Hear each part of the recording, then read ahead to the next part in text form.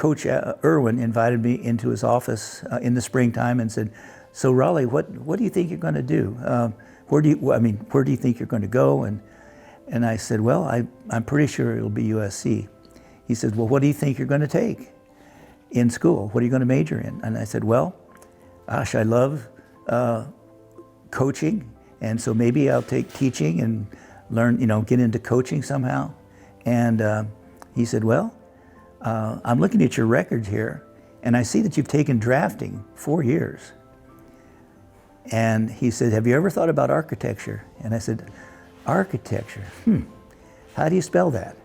And so, at any rate, that'll be the title of my memoir. How do you spell architecture? So he said, "I have a friend who's an architect in Corona Del Mar, and if you'd like, I'll get you an introduction to him." And so on a Friday evening, I spent over 2 hours with this architect by the name of Dick Plager, and he was really, really wonderful. And he told me all about the horror and the beauty of architecture. But that was it. That made the decision. So that's why and how I chose architecture.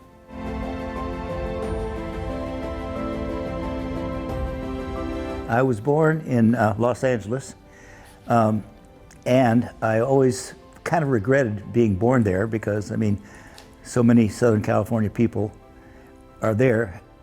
But at the time, my parents were living and working in El Centro, California. And I was born in late September, so my mother, because of the heat, decided to come up and stay with her sister in Los Angeles. And that's when I came along. I would much prefer to have been born in El Centro, California, a unique place. And that was 1934. Shortly, which, by the way, is where my mother met my father. Now, my mother had been married prior, had 3 children by a prior marriage, and but because of the depression that was going on at that time, her brother was living and working in El Centro, so she moved. So he sent her a letter saying, "If you can get down here, there's work at this local hotel." And so my mother decided to take advantage of that. She went down there and started working as a housekeeper in this hotel. And then she let her daughter know, Mary, my half-sister, that such work was available, and so Mary then chose to go down. And so they both were living and working there for a number of months, and my father was the manager of the restaurant. So at any rate, they hooked up and eventually got married. We ended up moving to Orlando, or to Florida. At first it was West Palm Beach, Florida. And so there they, the reason they went there was, again, because of a relative said, "There's a restaurant down here that really needs some help and management." So they chose to go cross country when I was an infant and went to West Palm Beach, Florida. They were working there for about a year or maybe a little bit more, and eventually realized that the owner was very abusive and an alcoholic, and they thought this is just not going to work, so they decided to come back to California. So they are driving through Orlando, Florida, stopped at a little restaurant, a shack of a building, and it was a drive-up where they car service. And so at any rate, they were there and they started chatting with the owner. And the owner informed them, they explained their restaurant background. And the owner said, "I'm terminally ill and I really would like to sell this restaurant." So they bought that restaurant for $350. And then my mother later would tell the story about how they got started, and the income for the day would be $3.28, and they'd take that and go to the store to buy their supplies for the next day. Next day would be $5.67, and the business just started growing in that manner. And eventually they became a fixture in town, and they called the place Raleigh's Tavern. So they were so successful that they eventually bought a property down the street, a vacant property, and then built another newer, brand new restaurant. And they owned and operated that for about, until I was about, I'm going to say 9 years old or so. And then by this time they had a partner in the restaurant. And so they sold their interest to the partner and moved back to California. So then they were living and working in the Hollywood area for a very wealthy family, basically doing domestic work. And Sister Mary had a beauty shop here on Balboa Island called Mary's Beauty Shop. And it is the little building in front of the former museum. If you face it from the street, it's the little building on the left, and that was Mary's Beauty Shop. And my parents would come down and to visit Mary and look around, and they finally kind of fell in love with the area. So Dad started looking around for work here, and he eventually was hired by the Balboa Yacht Club as the chef/manager of the yacht club. So he started working there. Our first year, there was an apartment behind the kitchen that we lived in, and so I grew up, as a 10, 11-year-old, looking out at this magnificent bay and these boats. And so at any rate, very soon got hooked on boating. And my dad made an arrangement with a parent whose son had a Balboa dinghy.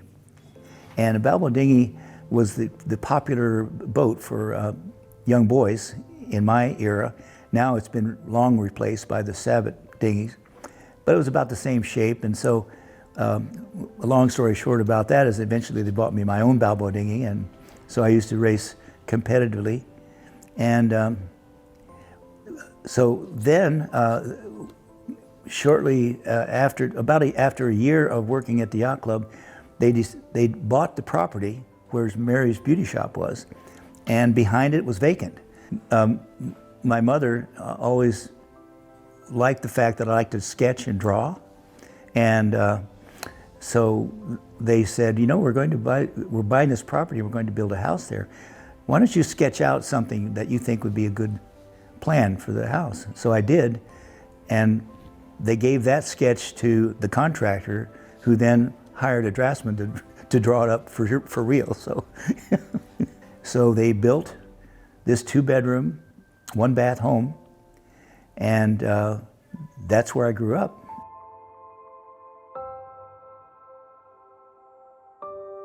My grandmother lived and was a fisherman out of Avalon the latter 20 plus years of her life.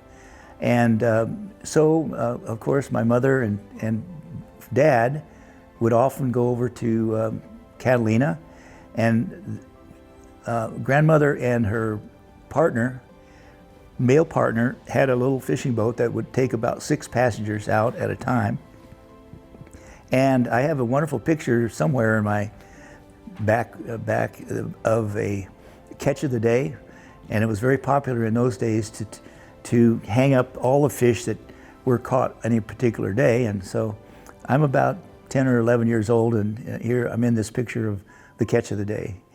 But my grandmother then fished, and she eventually moved back to the mainland, and I'm not sure, I can't remember what year she passed away, but my mother then, of course, got hooked on fishing and she was one of the charter members of the Newport Harbor Lady Anglers. And she fished her brains out for her whole life. I think her last trip, she was 82 years old, going out deep sea fishing for albacore. Oh yeah, I was in Scouts for 2 years, I think it was. And but the boys were not just from the island, there were boys from other parts of the community.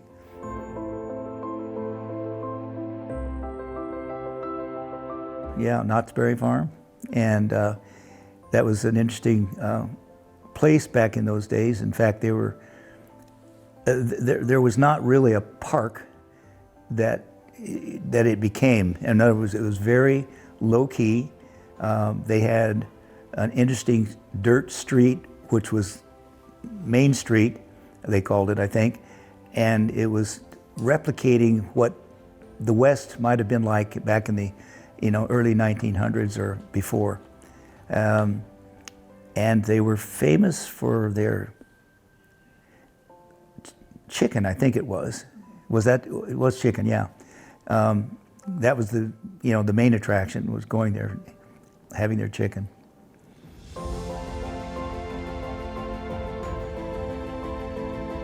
My father was a Catholic, and in fact, he was born and raised in Elgin, Illinois.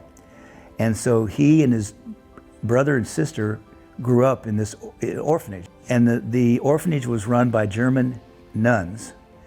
And so he had a very strict education as a Catholic. And when he then served in World War I, and his best buddy was named Raleigh, R-O-L-L-Y. And so they decided to name their firstborn after each other. So I got Raleigh, and some other lucky kids named Herman. So when it was time for me to go to school, we were living on the island. Oh, let me back up. Actually, I went to kindergarten and I think first and second grades in Orlando, Florida.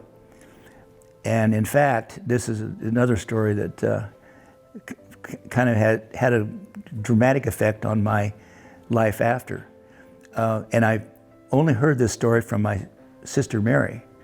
But apparently when my mother took me to kindergarten, I don't remember this at all, apparently I threw such a fit that she decided, well, maybe we can wait till next year to start him.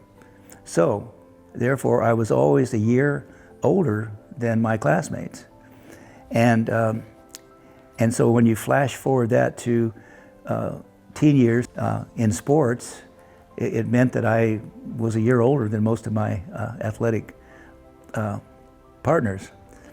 So it really, and which, indirectly led to my eventual scholarship opportunities for football.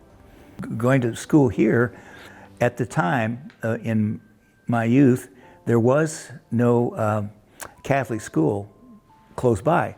And so, but there was a Catholic school in Laguna Beach that was where the girls lived there. I don't know what would that be called. But anyway, so, however, they took day students, boys as day students. I'd go across the bridge, up the hill, take a public bus to Laguna Beach, and go to school. And I did that until it was about 5th grade or 6th grade. And fortunately then, at that time, a Catholic school was built in Santa Ana called St. Anne's on South Main Street. So then I would then, again, same thing, get on a public bus, go up to South Main Street and go to Catholic school there. I didn't hear about this until much later, but my dad and mother apparently went over, the closest Catholic high school was St. Anthony's in Long Beach. And so they actually apparently went over there, talked to them, to school about me going there to high school. And fortunately, it was too expensive for them. They couldn't afford it. So I went to Newport High School, to my everlasting gladness. I get into high school, and I really decided that I'm going to try out for football and play football. And so in my era, the way the teams were structured were according to your weight and age. And so instead of having a varsity team and a freshman team, they had what were called exponent teams. They were C's, B's, and then A's were varsity. The C and B teams were, were all smaller. And so my first freshman year, I was a C player. And so I played. And then my sophomore year, I decided to go out for varsity. And I was a quarterback. And so at any rate, I made the team, which I was very happy and proud of. And so we had a quarterback, of course, and it was his second year as a starter. But during that sophomore year, our first game, during a practice the night before, or a couple of nights before the first game, the senior quarterback was messing around with another player, and he fell and dislocated his shoulder. And so my coach, Al Irwin, and his assistant came to me, and they're kind of very concerned about, Raleigh, you're going to have to start the game. You're going to have to start the first game. I said, okay. And I wasn't alarmed by it or concerned, but they sure were. So at any rate, we had our first game, and I think we won 21-0, or it was an easy game. And the good news is I didn't mess up. I didn't fumble the ball. Everything went smoothly. And in fact, I actually called a quick pass to our senior end, and I only threw the ball 5 yards, but he took it for a touchdown. So I had a 1-for-1 touchdown in my first game ever. So then the next 3 games, I started all 4 of the first 4 games. And by this time, our senior quarterback healed and came back and finished out the season, and rightfully so. At any rate, so then it was just automatic that in my junior year I would start again, and then senior year as well. So I had our senior year, we weren't particularly a good team. We didn't have a great win and loss record, but we had one game against Fullerton, a Sunset League rival, and they were always a powerhouse. And so that game we lost 52-26. We got killed. But what was unique about the game was that I was responsible for all 26 of our points. And usually in the newspaper, a high school game might get 2 inches worth of column, but this game, because of its big score and also my own personal exploits, it got quite a bit more play. Plus it was in the Los Angeles Times, which never, high school game locally never goes there. And it was because of that fact that I was, my name was known to now a lot of college coaches. So I had then offers to go to many schools, and by this time my mother was alone, and so I didn't want to go too far away from Newport, and although I had offers back even Notre Dame, and but the schools, the local schools that my mother and I for the first time got an airplane ride, and we were flown up to Berkeley, and then up to University of Washington to visit the coaches and see the campuses and all that. But the difference in the scholarship in that era, it's totally different now, but the scholarships were at the state schools it was for a year at a time. And as long as you could show up, you had a scholarship. But if you got busted your sophomore year and couldn't make it, then it was over. USC, being a private school, it was 4 years no matter what. So it was just automatic that I go there. So then off to USC, and 5 years of what I now call architecture, and 4 years of football. Yeah, Al Irwin was absolutely one of my top heroes.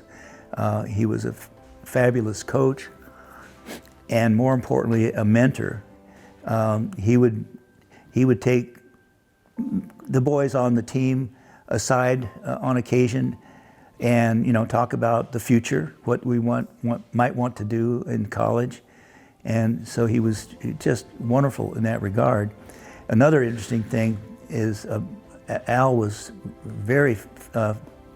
he was a swimmer, and in his high school years he lettered in 4 or 5 sports, I think. He was one of the first graduating classes from Harbor High School, and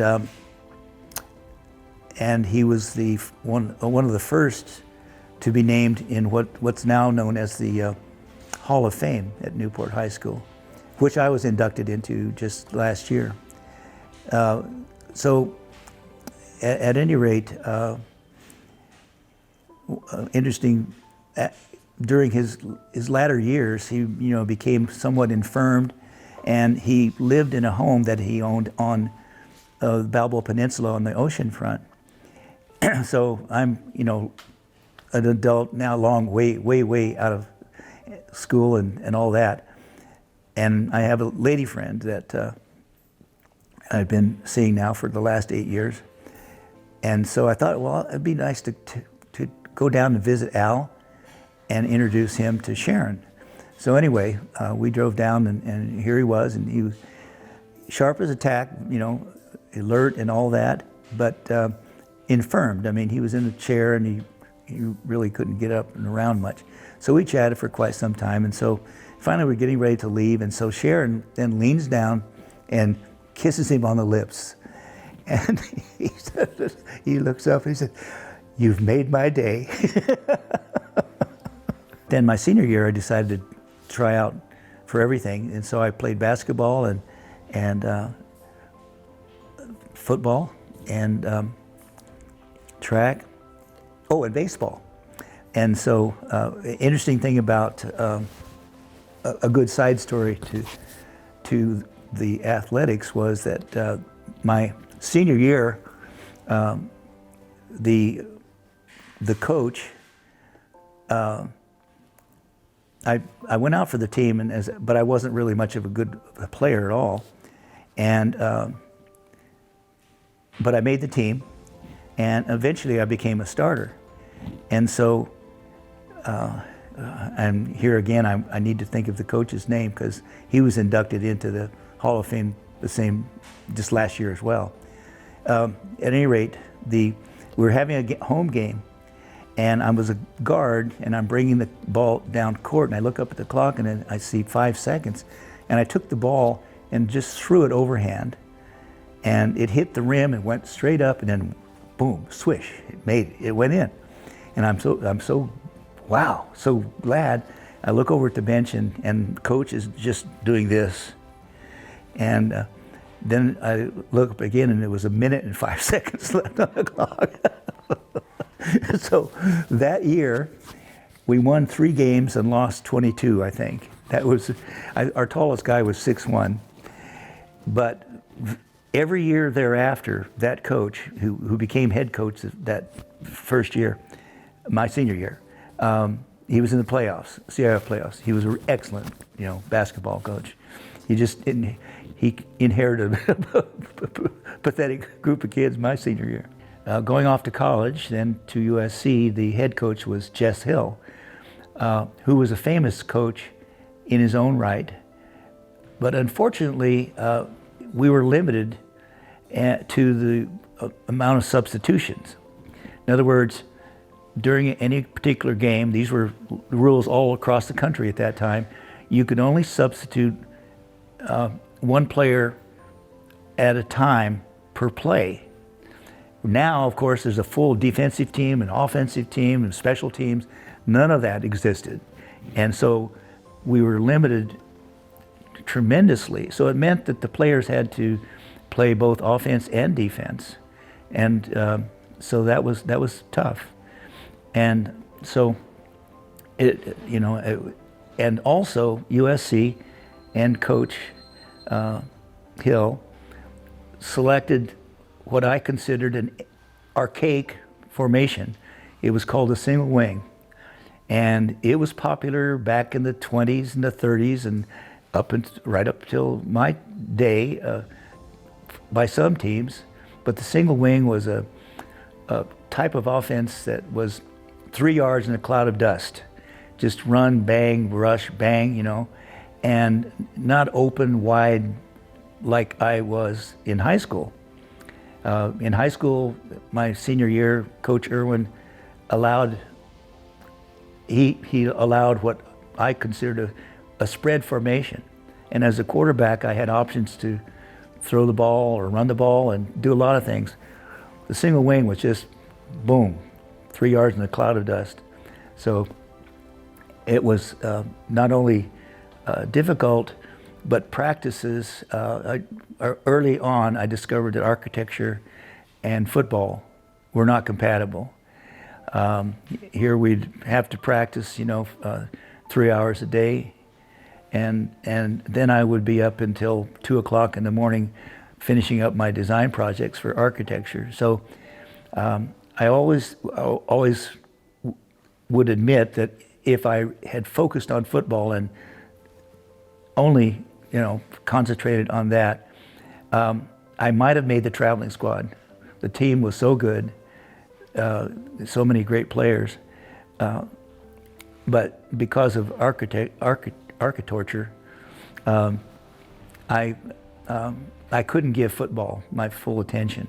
I have a high school sweetheart, and we were together our full senior year.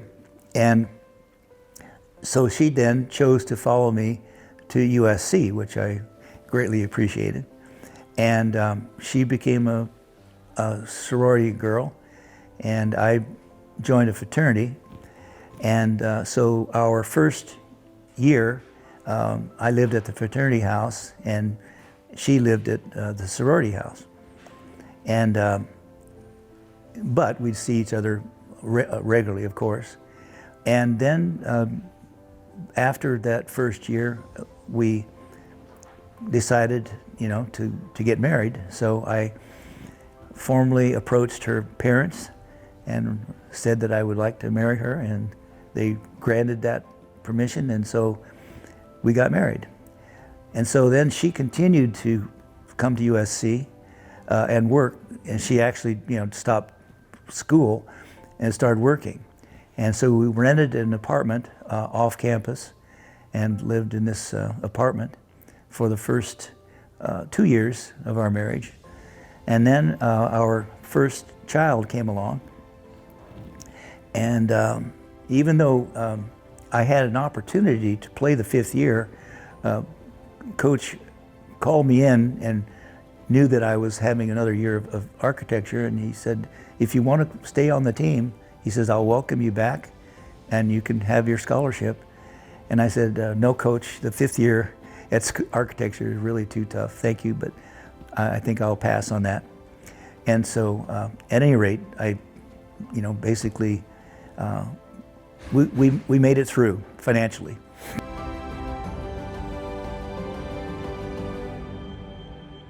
So after graduating from USC, I came back to Newport Beach and got a job with the man who I had interviewed before going off to college, Dick Plager. And so I went to work for his firm. It was in Corona del Mar, and there were about 12 or 15 of us. And so I was with him for 2 years. Then I moved on to another architect by the name of Bill Ficker, who was a world-class sailor. And in fact, he actually skippered one of the one of the big yacht races, the America's Cup boat. Then I've closed out my career of employment with the firm William Pereira and Associates, and Pereira had a huge firm in Los Angeles, and the Irvine Company engaged him to do a master plan of their ranch, 360,000 acre worth. And so he opened up a local office here in Corona del Mar, and it was an old restaurant actually called the Buffalo Ranch.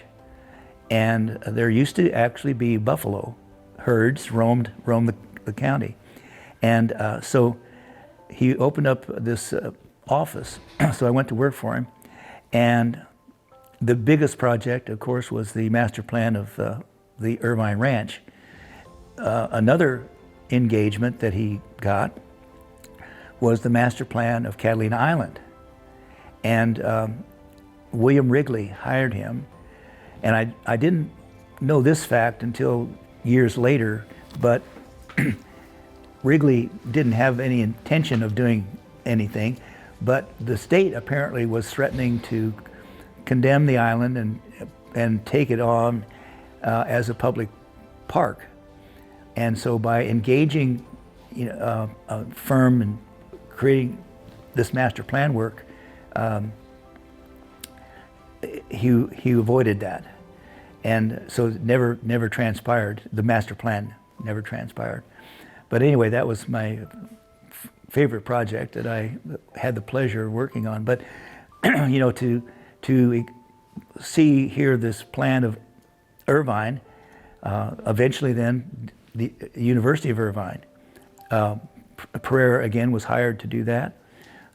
You look at Fashion Island, the circular drive and stuff, Pereira did that. So his firm was responsible for all kinds of interesting things in Orange County. And it's fun for me to reflect back on being right there in the midst of it. He was on Time magazine, he was that kind of a character. Very charismatic. During my employment at Pereira's office on the Buffalo Ranch, there was this man who he engaged, Italian man, and so he would provide us with lunch.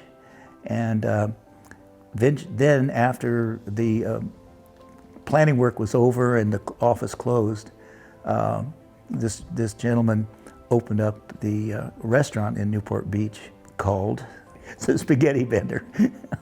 Now his daughter now operates and runs the restaurant. And so in 1964, I started my own firm, which was called Pulaski and Associates. We did a handful of recognizable projects in Newport Beach. The cannery restaurant was a significant one because there had been on site an old cannery that had been there forever. It finally outlived itself, and it was torn down completely. The property was barren for about 2 years, and then this group bought the property and engaged me to do a restaurant, and they wanted to replicate as much as they could the look of the original cannery. So we did that, and they engaged an interesting interior designer who was from Monterey, and he did the interiors. He came down in his Volkswagen van, and he lived in it for 2 months while he did all the interior work, which was placing things that he had shipped down here from Monterey. And in fact, there was only one piece of equipment in the cannery that came out of the original cannery, and that was a ladder that was on display in the entryway, and it was just there for looks. It didn't have any function, but originally it was a ladder that went down the bulkhead into the bay, into the water.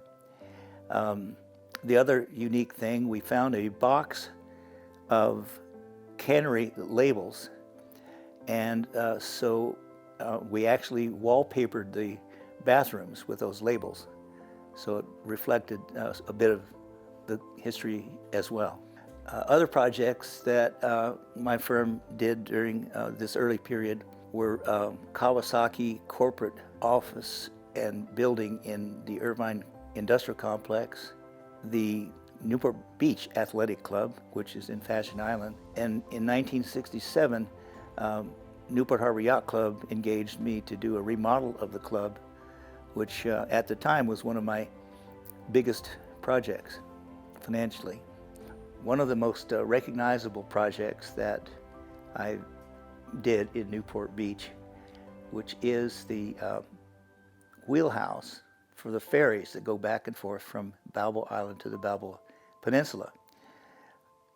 Seymour Beek was a high school friend of mine, and we grew up together on Balboa Island. So in 1973, Seymour Beek contacted me because up until that time, the skippers who drove the ferries back and forth were exposed to the weather. It didn't matter what the condition was, they had to be on that wheelhouse, rain or shine. And so he asked me if I could design some kind of enclosure for the wheelhouse. So that is what you see today. And it was very much appreciated by the skippers of the ferries. Something that I did with Seymour also was to crew for him. After college and all, and in the early years of back to Newport Beach, he had a starboat, and so he would engage me to crew for him, and had a great time doing that. And I think we did a couple of races to Ensenada in bigger boats, and but we have remained lifelong friends.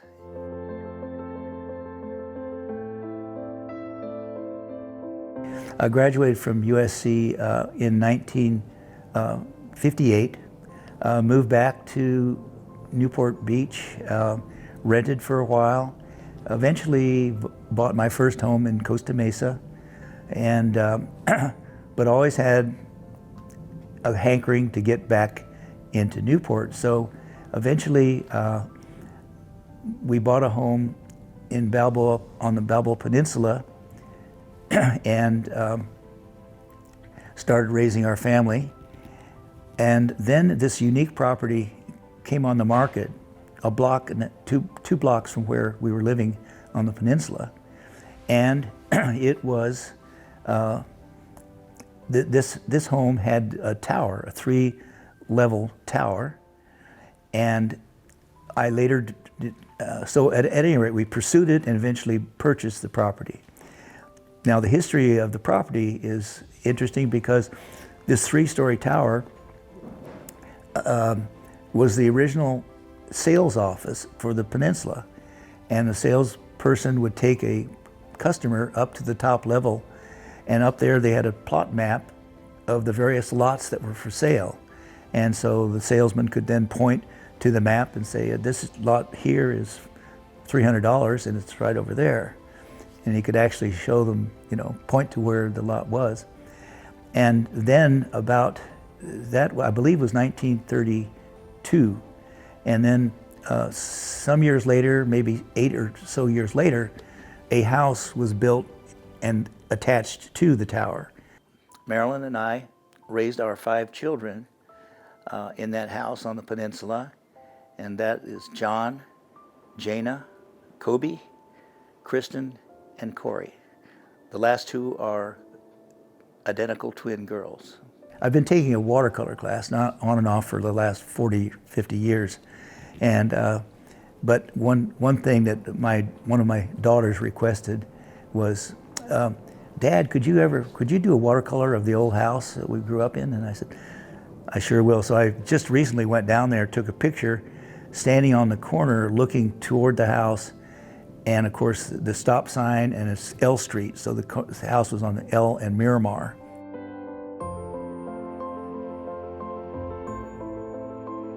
My second wife, Maydeen, was absolutely beautiful, and we really had great times together.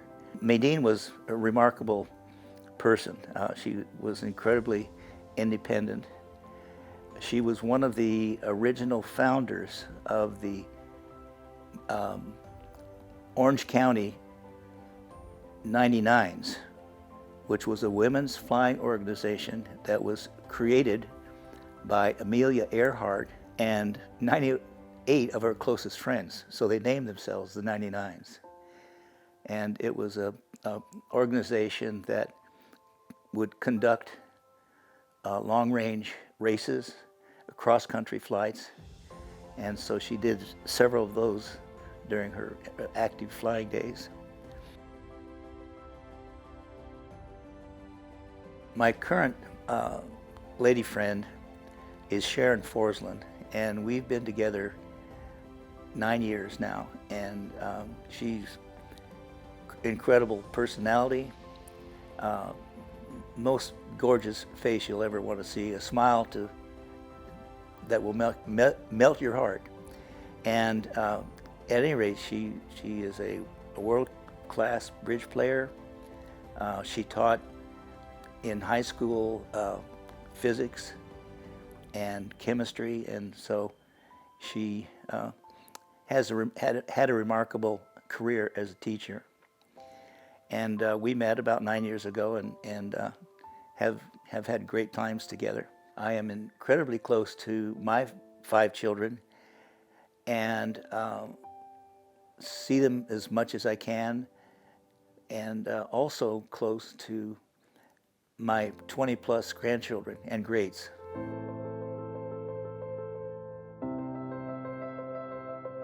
Not too many years ago, I'm going to say 15 years ago, I got a letter from the School of Architecture at USC and inviting me to a football game. And I thought, well, that's kind of strange. So I was sent a ticket. So I went to the game, and here the seat was on the 50-yard line in the president's box. And I thought, wow. And so I'm sitting there by myself, and finally this gentleman arrives and sits down next to me. He says, "Are you Raleigh?" I said, "Yes." He said, "Well, I'm Bob Timmy. I am the new dean of the School of Architecture here, and I'm also a football fan.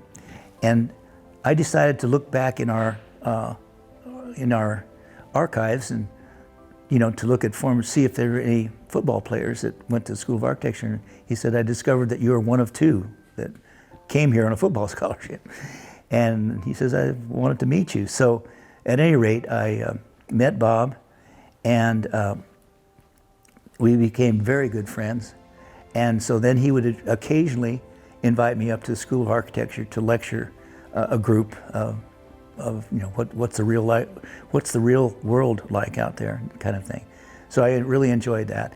And then also during high school, after college, I also then mentored kids at Harbor High on a one-on-one basis when the principal, or even before the principal, Coach Irwin had someone that might be interested in architecture.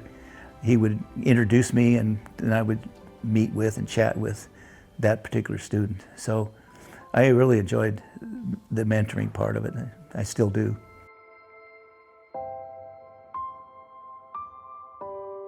It's an architectural scale on one side, and on the other side is an engineering scale.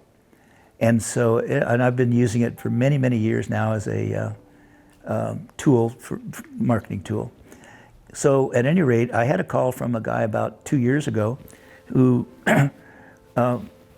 called me up. He says, "I got your name. We're buying a building in Costa Mesa, and I was told that I had to contact the architect of record in order to get copies of the plans, and your name was on the plans." And he said, "Would you be willing to do that for me?" I said, "Sure, not a problem." So anyway, I prepared the letter, and I put in 3 or 4 of those architectural scales along with it. allowing him to go get copies. So he called me about a week later. He said, I went to the city, they were great. It was Costa Mesa, city of Costa Mesa, and they gave me copies of the plans and all that. So I showed him your scale, and the city person said, oh, we all have one of those. And he said, so I might as well hire you to do the job. So which he did. Well, now his business is growing and processing cannabis.